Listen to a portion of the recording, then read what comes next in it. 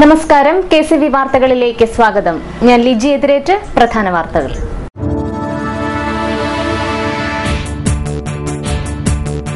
നെല്ല് സംഭരണ വില 18-ൽ നിന്നും 19 മുഖ്യമന്ത്രി. വർധനവ് അപര്യാപ്തമെന്ന് ജനപ്രതിനിധികളും കർഷകരും.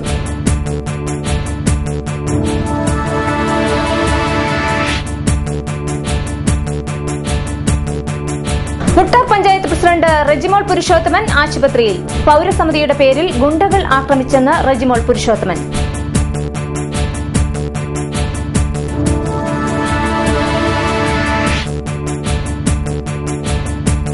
നെല്ലിന്റെ താങ്ങുവില തീർത്തും അപര്യാപ്തം. സമരപരിപാടികളുമായി മുന്നോട്ടു പോകുമെന്ന് ജില്ലാ പഞ്ചായത്ത് അംഗം ജേക്കബ് എബ്രഹാം.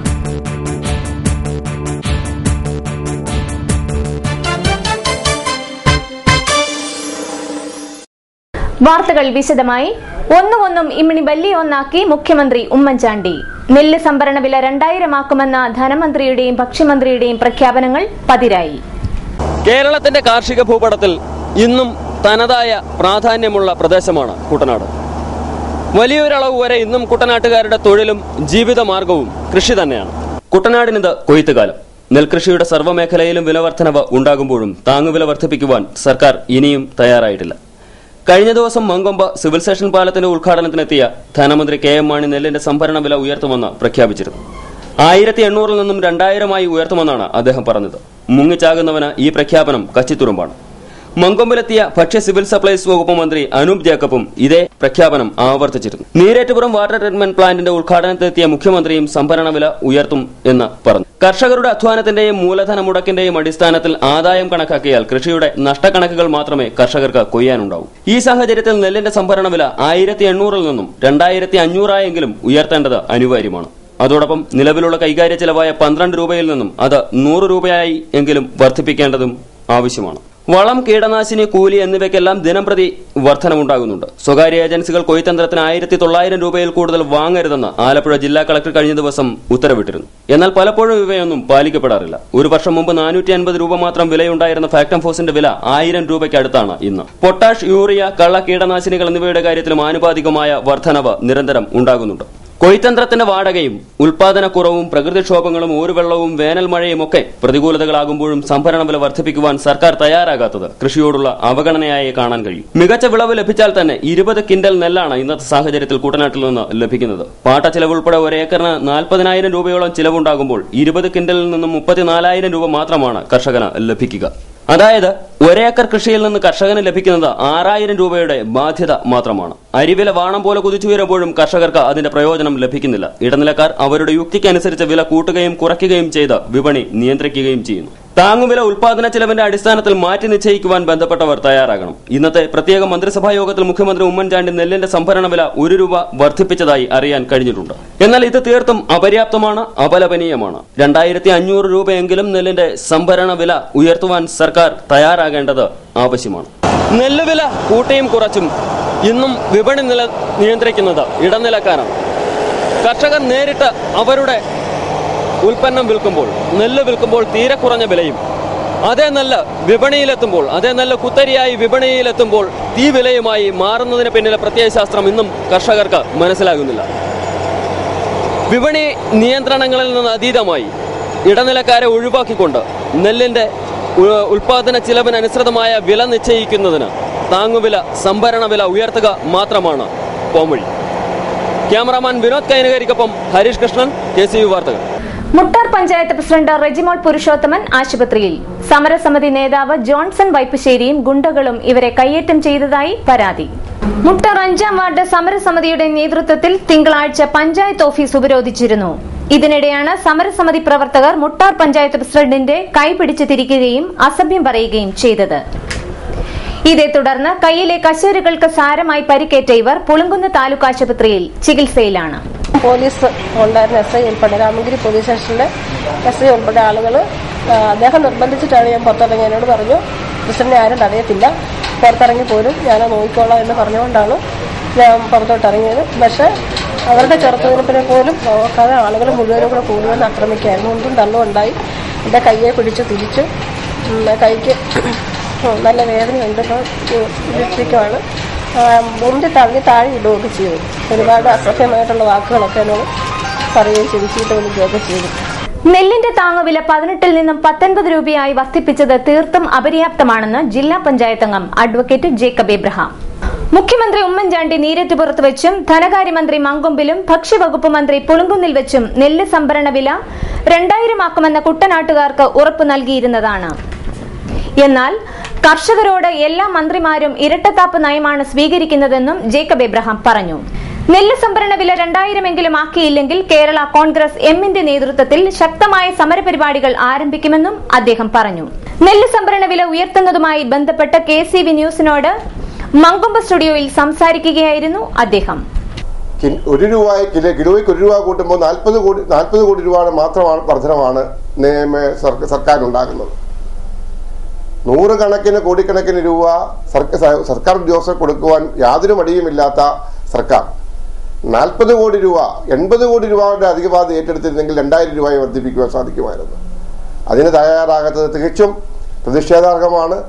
ശക്തമായ സമരപരിപാടികൾ ഞങ്ങൾക്ക് അഭ്യർത്ഥിക്കാനുള്ളത് പെരുമാറ്റച്ചട്ടം നിലവിൽ വരുന്നതിന് മുമ്പായി അടുത്ത ദിവസങ്ങളിൽ വരുമെന്നാണ് മനസ്സിലാക്കുവാൻ സാധിക്കുന്നത്. ആ പെരുമാറ്റച്ചട്ടം നിലവിൽ വരുന്നതിന് മുമ്പായി ഈ പുഞ്ചകൃഷിയുടെ നെല്ലിന് 2000 രൂപ വില കുട്ടനാട്ടിലെ കർഷകന് കിട്ടത്തക്കവണ്ണം അടിയന്തരമായ ഉത്തരവിറക്കണമെന്ന്. അങ്ങനെ ഉത്തരവിറക്കുന്നില്ലെങ്കിൽ അതിശക്തമായ സമരപരിപാടികളുമായി പോകുവാൻ കേരള കോൺഗ്രസ് പാർട്ടി നിർബന്ധിതമായി തീരുമെന്നാണ് എനിക്ക് സൂചിപ്പിക്കാനുള്ളത്.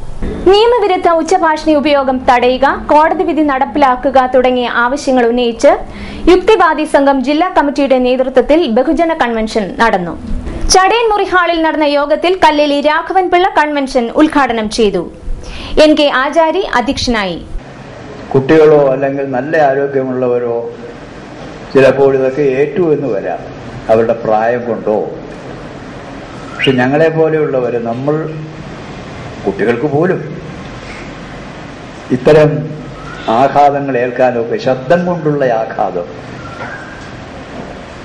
അപ്പോൾ അത് ഏറ്റവും വലിയ ഒരു ആരോഗ്യകരമായൊരു ഹസാഡ് എന്നാണ് വൈദ്യന്മാർ, ഡോക്ടർമാർ പറയുന്ന ഒരു ഹെൽത്ത് ഹസാഡ് ഉണ്ടാക്കുന്നതാണ്, ആരോഗ്യപരമായ ആഘാതം ഉണ്ടാക്കുന്നതാണ്. അതിനെ നിയന്ത്രിക്കുക എന്നൊരാവശ്യമാണ് ഇവിടെ നമ്മൾ ഉയർത്തുന്നത്. ഉച്ചഭാഷിണിക്കെതിരെ സുപ്രീം കോടതി ഉത്തരവ് സമ്പാദിച്ച PP Sumanan, doctor Pallippuram Murali, Kamal M Makkayil തുടങ്ങിയവർ സംസാരിച്ചു. നെല്ലിന്റെ സംഭരണ വില 2000 ആക്കി ഉയർത്തുമെന്ന് മുഖ്യമന്ത്രി ഉമ്മൻചാണ്ടി കഴിഞ്ഞ ദിവസം പ്രഖ്യാപിച്ചിരുന്നു. എന്നാൽ പോകുന്ന വഴി ആ പ്രഖ്യാപനം കാറ്റിൽ പറന്നുപോയി. നിയമസഭയിൽ തന്നെ ഞാൻ പറഞ്ഞിട്ടുണ്ട്. അപ്പോൾ 17 രൂപയായിരുന്നു കഴിഞ്ഞ കൊല്ലം. ഈ കൊല്ലത്തെ ആദ്യത്തെ വിളവിന് 1 രൂപ കൂടെ കൂട്ടി 18 രൂപയ്ക്കാണ് കഴിഞ്ഞ വിളവിലെ നെല്ല് സംഭരിച്ചത്. 2 രൂപ കൂടെ കൂട്ടണം എന്ന ആവശ്യം നിലവിലുണ്ട്. 1 രൂപ കൂട്ടണമെങ്കിൽ 40 കോടി രൂപ വേണം 1 രൂപ വർദ്ധിപ്പിക്കുന്നതിന്.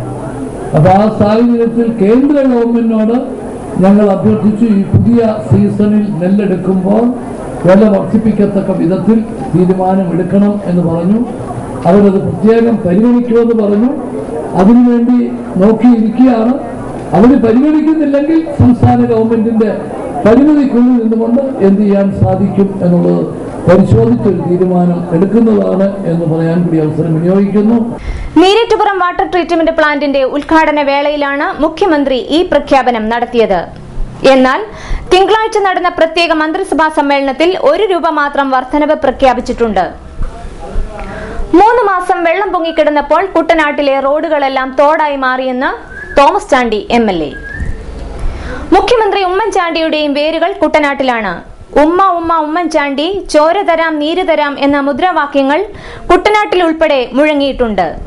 എന്നാൽ അദ്ദേഹത്തിന്റെ തായ്വഴികൾ ജീവിക്കുന്ന കുട്ടനാട് ഇന്ന് നാശോന്മുഖമാണ്. ഇന്ന് ഈ പ്രദേശം വേമ്പനാട് ഉൾപ്പെടുന്ന കുട്ടനാട് ഒരു നിശ്ചല ജലതടാകം മാത്രമായിരിക്കുന്നു. ഈ കുട്ടനാട് യാത്രയ്ക്ക് എളുപ്പ സ്ഥലമൊന്നുമില്ല. അതുകൊണ്ട് അത്യാവശ്യമായിട്ട് ഒഴിവുള്ള സ്ഥലത്ത് കുട്ടനാടിന് പരിഗണന ഞങ്ങളുടെ അവകാശമാണ്. കാരണം എത്ര ലക്ഷം ടൺ നെല്ലാണ് ഞങ്ങൾ പ്രവർത്തിക്കുന്നത്. ഈ തണ്ണീർമുക്കം കൊണ്ട് അടച്ചിട്ട് ഈ ജലതടാകം മുഴുവൻ പൊല്യൂട്ടഡ് ആക്കിക്കൊണ്ടാണ് ഞങ്ങൾ നെല്ല് ഉൽപ്പാദിപ്പിക്കുന്നത്. അത് ഞങ്ങളുടെ അവകാശമാണ്. അതുകൊണ്ട് ഞങ്ങളെ പരിഗണിക്കണം. കുടിവെള്ള പ്രശ്നങ്ങൾക്ക് ഒരു പരിധിവരെ നീരേറ്റുപുറം പ്ലാന്റ് പരിഹാരമാകും. എന്നാൽ കുട്ടനാട്ടുകാരുടെ വെള്ളപ്പൊക്കത്തിന് പരിഹാരമുണ്ടാകുവാനും മുഖ്യമന്ത്രി മുൻകൈയെടുക്കണമെന്ന് തോമസ് ചാണ്ടി MLA പറഞ്ഞു. ഇനിയുള്ള വാർത്തകൾ ഇടവേളയ്ക്ക് ശേഷം. KCV വാർത്തകൾ നിങ്ങൾക്കായി അവതരിപ്പിച്ചത്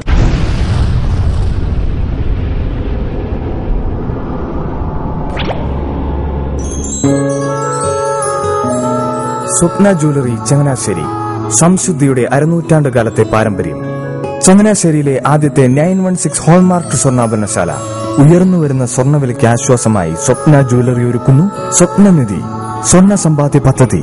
തവണകളായി അടയ്ക്കുന്ന തുക അതാത് ദിവസത്തെ സ്വർണ്ണവിലയിലേക്ക് മാറ്റി നിശ്ചയിക്കുന്നതിനാൽ പിന്നീടുണ്ടാകുന്ന വിലവർദ്ധനവ് നിങ്ങളെ ബാധിക്കുന്നില്ല. 250 രൂപ മുതൽ വരുന്ന 18 തവണകളാണ് സ്വപ്നനിധിക്കുള്ളത്. സ്വപ്ന ജ്വല്ലറി, സ്വപ്ന building, Changanassery.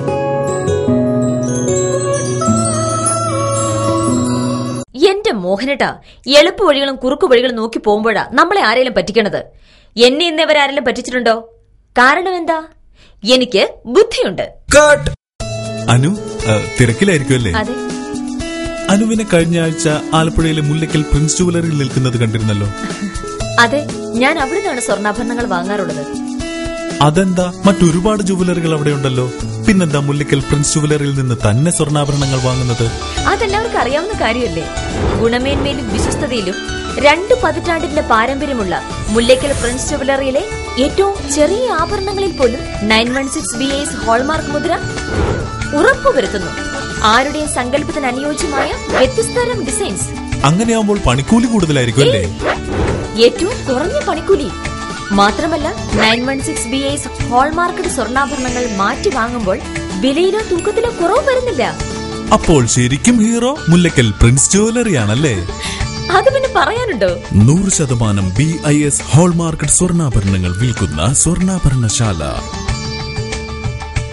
Prince jewellery, Mullakkal, Alappuzha.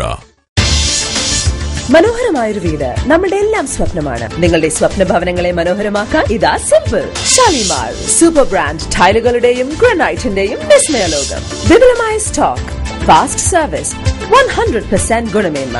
ഇവയൊക്കെ നിലനിർത്തുന്നതുകൊണ്ട് ഞാൻ പറയുന്നു Shalimar. Shalimar marbles and granite. സ്വപ്ന ഭവനത്തിന് ഇവിടെ പൂർണ്ണത. Shalimar marbles and granite, Manikkachira, AC road, Changanassery. വാർത്തകൾ തുടരുന്നു.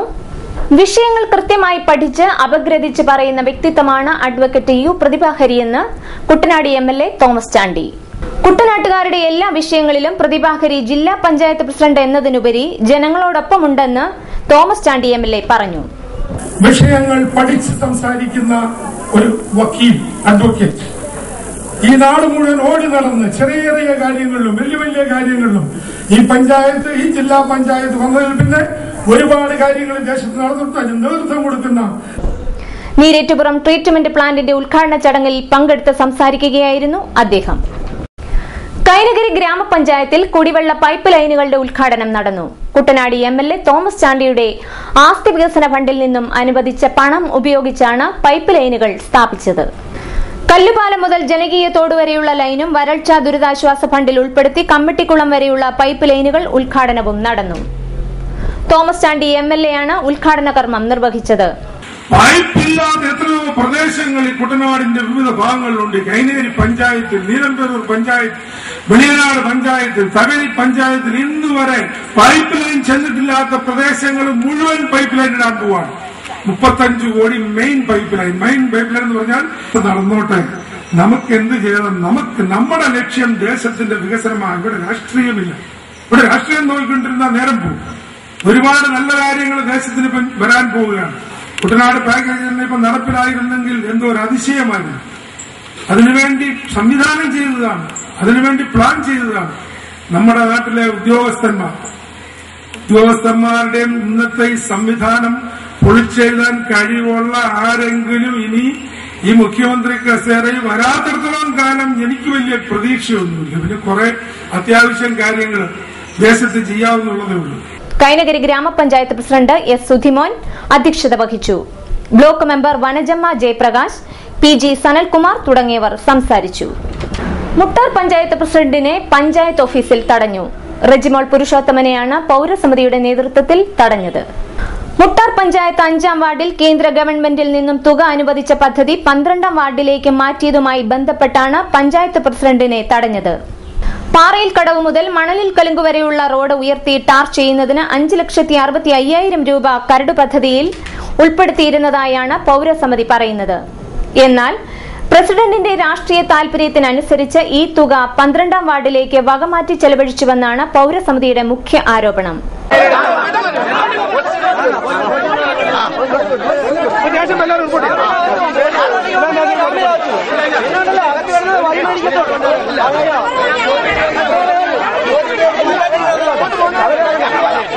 സമരം ഇതുവരെ ഞങ്ങൾക്ക് ഒത്തുതീർപ്പായിട്ടില്ല. 26-ാം തീയതി അറിയിക്കാമെന്നാണ് മാത്രമേ ഞങ്ങൾക്ക് ഇതുവരെ ഈ 5 ദിവസത്തെ സമരക്കുറിച്ച് വ്യക്തമായ ഒരു തീരുമാനം ഞങ്ങളെ അറിയിച്ചിട്ടില്ല.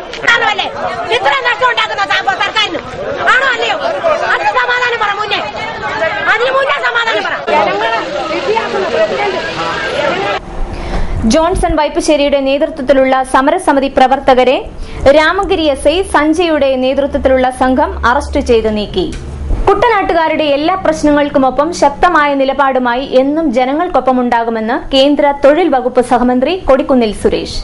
നീരേറ്റുപുറം ജലശുദ്ധീകരണശാല മുഖ്യമന്ത്രി ഉമ്മൻചാണ്ടി നാടിനായി സമർപ്പിക്കുന്ന ഉദ്ഘാടന സദസ്സിൽ സംസാരിക്കുകയായിരുന്നു അദ്ദേഹം. വികസനത്തിൽ രാഷ്ട്രീയമില്ല. ഞാൻ അടിവരയിട്ട് പറയാൻ ആഗ്രഹിക്കുകയാണ്.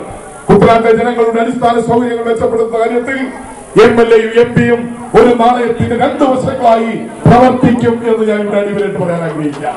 ഇക്കാര്യത്തിൽ മത്സരബുദ്ധിയോടുകൂടി തന്നെ ഞങ്ങൾ പ്രവർത്തിക്കും.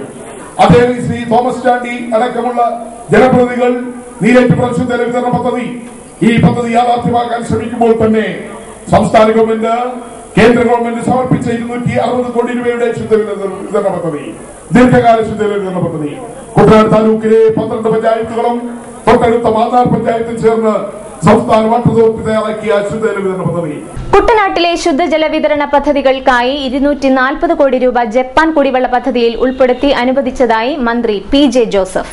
കുട്ടനാട്ടിലെ നീരേറ്റുപുറം വാട്ടർ ട്രീറ്റ്മെന്റ് പ്ലാന്റ് ഉദ്ഘാടന ചടങ്ങിൽ അധ്യക്ഷത വഹിച്ച് സംസാരിക്കവെയാണ് അദ്ദേഹം ഇക്കാര്യം പറഞ്ഞത്. ഇതുകൊണ്ട് മാത്രം കുട്ടനാട്ടിലെ പ്രശ്നങ്ങൾ മുഴുവൻ തീരുന്നു.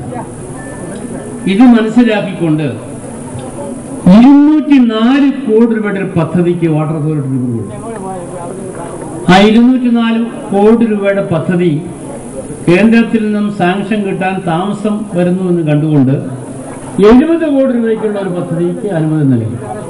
അതിൽ 35 കോടി രൂപയ്ക്കുള്ളത് ഇപ്പൊ ടെൻഡർ ചെയ്ത് കഴിഞ്ഞു. ഇന്നിപ്പോ ഞാൻ വാട്ടർ അതോറിറ്റി MD-യുമായി സംസാരിച്ചു. 204 കോടി രൂപയുടെ പദ്ധതിയും കേന്ദ്ര ഗവൺമെന്റ് അംഗീകരിച്ചു കഴിഞ്ഞിരിക്കുന്നു. ജിക്കായുടെ സഹായത്തോടു കൂടിയിട്ടാണ് ഇത് നടപ്പാക്കുന്നത്. നടുഭാഗം SNDP യോഗത്തിന്റെ നേതൃത്വത്തിൽ യുവജന സമ്മേളനം നടന്നു. SNDP യോഗം ഇൻസ്പെക്ടിംഗ് ഓഫീസർ സന്തോഷ് ശാന്തി പരിപാടി ഉദ്ഘാടനം ചെയ്തു. ശാഖായോഗം വൈസ് പ്രസിഡന്റ് KG വിജയൻ അധ്യക്ഷനായി. AB ഷാജി, സുഗതൻ, ദിവാകരൻ തുടങ്ങിയവർ സംസാരിച്ചു. അതേപോലെ തന്നെ നിങ്ങൾ സംഘടിച്ച് നിൽക്കണം. നിങ്ങൾ സംഘടിതമായ SNDP യോഗം എന്ന് പറയുന്ന മഹത്തായ പ്രസ്ഥാനത്തിൽ സംഘടന കൊണ്ട് ശക്തരാകുവാൻ ദൈവം ഉദ്ബോധിപ്പിച്ചിട്ടുണ്ട്. അതുകൊണ്ട് സംഘടിച്ച് ശക്തരാകുവാൻ നിങ്ങൾക്ക് കഴിയണം. ഇത്തരം കാര്യങ്ങൾ ആരും നമ്മളോട് പറയാറില്ല. എന്തുകൊണ്ട് പറയുന്നില്ല? ഇവിടുത്തെ സംഘടിത വിദ്യാഭ്യാസമില്ലാതെ, അറിവും വിവേകവും ഇല്ലാതെ അസംഘടിതരായി നിൽക്കുന്ന അസംഘടിതരായി നിൽക്കുന്ന ഒരു ജനസമൂഹത്തെയാണ് ഇവിടുത്തെ രാഷ്ട്രീയക്കാർക്ക് വേണ്ടത് എന്നുള്ള തിരിച്ചറിവ് അവർക്കുണ്ട്. കാരണം പച്ച കുറുക്കുവാനും, പോസ്റ്റടിക്കുവാനും, നേതാക്കന്മാരെ സൃഷ്ടിക്കുവാനും, ജയ് വിളിക്കുവാനും, ജാഥ നയിക്കുവാനും, മുദ്രാവാക്യം വിളിക്കുവാനും വേണ്ടി കിട്ടണമെങ്കിൽ ഇവിടുത്തെ ഈഴവ സമുദായത്തെയും പിന്നോക്ക വിഭാഗങ്ങളെയും കിട്ടത്തുള്ളൂ എന്നുള്ള തിരിച്ചറിവ് അവിടുത്തെ രാഷ്ട്രീയ പാർട്ടികൾക്ക് എല്ലാവർക്കും നന്നായിട്ട് അറിയാം. നെടുമുടി ചമ്പക്കുളം YMCA-യുടെ നേതൃത്വത്തിൽ നടത്തിയ ചിത്രരചന മത്സര വിജയികൾക്ക് സമ്മാനദാനം നടത്തി. Janamaithri police CRO Pushkaran T ചിത്രരചന മത്സര വിജയികൾക്ക് സമ്മാനം നൽകി. School principal sister Claris Nadakkal, YMCA unit president Varghese Joseph, Josekutty Thaithra, Tom Thomas തുടങ്ങിയവർ സംസാരിച്ചു. സമൂഹത്തിന് നന്മ പ്രവൃത്തികൾ യേശുക്രിസ്തു ചെയ്തതുപോലെ തന്നെ നന്മ പ്രവൃത്തികൾ ചെയ്യുവാനായിട്ട് രൂപീകൃതമായ ഒരു സംഘടനയാണ്. അതിന്റെ ഒരു യൂണിറ്റ് നമ്മുടെ ചമ്പക്കുളത്ത് നെടുമുടി ചമ്പക്കുളം YMCA പേരിൽ കഴിഞ്ഞ വർഷം ആരംഭിച്ചു.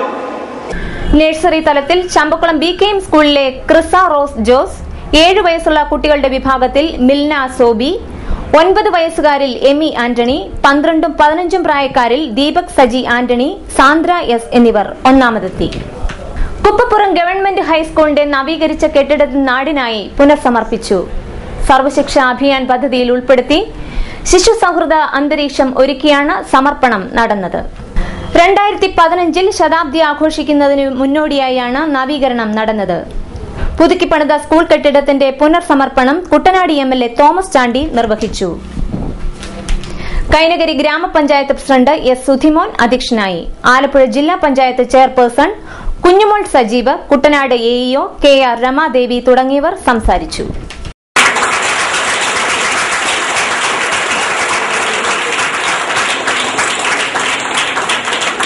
ഇവിടെ വലിയ സന്തോഷ വാർത്ത, ഒരു കാലത്ത് ആരും ജയിക്കാത്ത ഒരു സ്കൂളിന്റെ അവസ്ഥയ്ക്ക് മാറ്റം വന്നുകൊണ്ടിരിക്കുന്നു. അതിന്റെ രൂപവും ഭാവവും എല്ലാം മാറിക്കൊണ്ടിരിക്കുന്നു. ഇനി റോഡ് വന്നു കഴിഞ്ഞാൽ ഇവിടെ ബോട്ട് സർവീസിനെ കുറിച്ച് എന്നോട് ഇവിടുത്തെ ജില്ലാ പഞ്ചായത്ത് മെമ്പർ പറഞ്ഞു. അപ്പോൾ ബോട്ട് സർവീസ് അല്ല, സ്കൂൾ ബസ്സുകളും ഒക്കെ ഉണ്ടാകുന്ന ഒരു കാലം ഒത്തിരി ദൂരെയാണെന്ന് ഞാൻ വിശ്വസിക്കുന്നില്ല. റോഡ് ഇപ്പൊ പൂർത്തിയായി കഴിഞ്ഞാൽ ഞങ്ങൾ തീർച്ചയായിട്ടും ബസ് സർവീസുകൾ കൊണ്ടുവരും. മുട്ടപ്പാലത്തിലുള്ള ഈ കാര്യങ്ങൾ നടന്നുകൊണ്ടിരിക്കുന്നു. പാലം വന്നില്ലെങ്കിലും നടത്തിട്ടാലും വണ്ടി ഇക്കരയ്ക്ക് ഇറങ്ങുമാണ്. വൈശ്യഭാഗം ആളേഴം സർപ്പക്ഷേത്രത്തിലെ 4ാമത് പ്രതിഷ്ഠാ വാർഷികം ആചരിച്ചു. പുത്തൻമഠം വിഷ്ണു നമ്പൂതിരിയുടെയും കേശവൻ നമ്പൂതിരിയുടെയും മുഖ്യ കാർമ്മികത്വത്തിലാണ് ചടങ്ങുകൾ നടന്നത്. ഞായറാഴ്ച പുലർച്ചെ മുതൽ പ്രത്യേക ആചാരാനുഷ്ഠാനങ്ങളോടെയാണ് ചടങ്ങുകൾക്ക് തുടക്കമായത്. ക്ഷേത്ര പ്രതിഷ്ഠാ വാർഷികത്തോടനുബന്ധിച്ച് അന്നദാനവും നടന്നു. ചെമ്മടി പുതുവന ഗോപകുമാർ സമർപ്പിച്ച പനച്ചിക്കാട് ഈശ്വര നാമഘോഷം, വൈഷ്ണവ ഭജൻസിന്റെ ഭക്തിഗാനമേളയും ഭക്തിസാന്ദ്രമായ അന്തരീക്ഷത്തിൽ നടന്നു.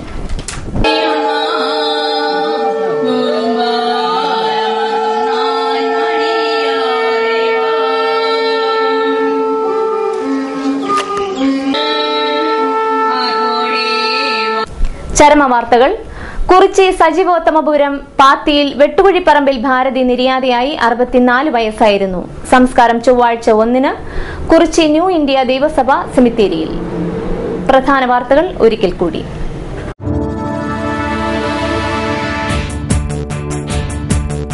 നെല്ല് സംഭരണ വില 18-ൽ നിന്നും 19-ആക്കി മുഖ്യമന്ത്രി. വർധനവ് അപര്യാപ്തമെന്ന് ജനപ്രതിനിധികളും കർഷകരും.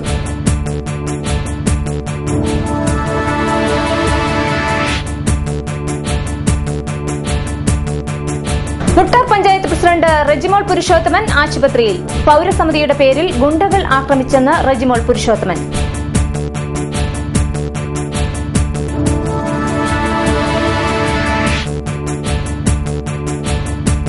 നെല്ലിന്റെ താങ്ങുവില തീർത്തും അപര്യാപ്തം. സമരപരിപാടികളുമായി മുന്നോട്ടു പോകുമെന്ന് ജില്ലാ പഞ്ചായത്ത് അംഗം ജേക്കബ് എബ്രഹാം.